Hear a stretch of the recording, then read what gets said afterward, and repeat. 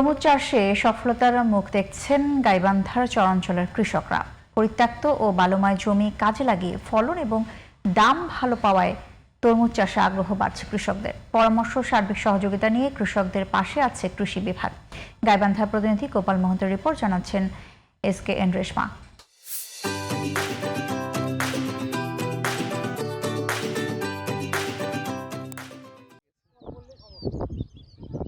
একসময় গাইবান্ধার সুন্দরগঞ্জ উপজেলার কাপাসিয়াচরে ফসলের আবাদ হতো না বললেই চলে।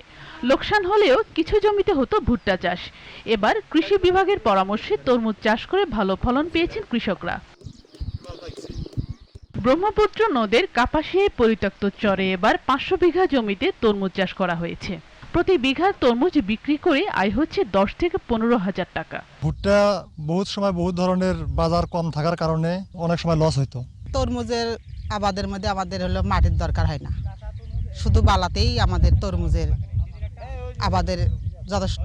অন্য ফসলের চাইতে এটা আমাদের লাভ আছে, যার কারণে তরমুজের উপর আগ্রহীটা বেশি হচ্ছে। তরমুজ চাষে কৃষকদের পরামর্শ ও প্রযুক্তিগত সহযোগিতা দেওয়ার কথা জানালেন কৃষি বিভাগের এই কর্মকর্তা।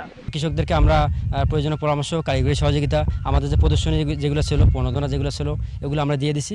চরে আরো বেশি পরিমাণে তরমুজ চাষ শুরু হলে দক্ষিণাঞ্চল থেকে উত্তরাঞ্চলে তরমুজ আমদানি কমে আসবে এবং পাশাপাশি লাভবান হবে এলাকার কৃষকরা। বাইরে থেকে যে তরমুজ নিয়ে আসার যে একটা ছিল, প্রবণতা ছিল, এটাকে অনেকাংশেই আমরা কমাতে পেরেছি। পাশাপাশি এখানে আমাদের যে কৃষক ভাই রয়েছেন পতির জমি আবাদ করে লাভবান হচ্ছেন। আবহাওয়া অনুকূলে থাকলে চলতি মৌসুমে ভালো ফলন ও দাম পাওয়ার প্রত্যাশা এই অঞ্চলে তরমুজ চাষিদের। SKN Reshma, GTV news.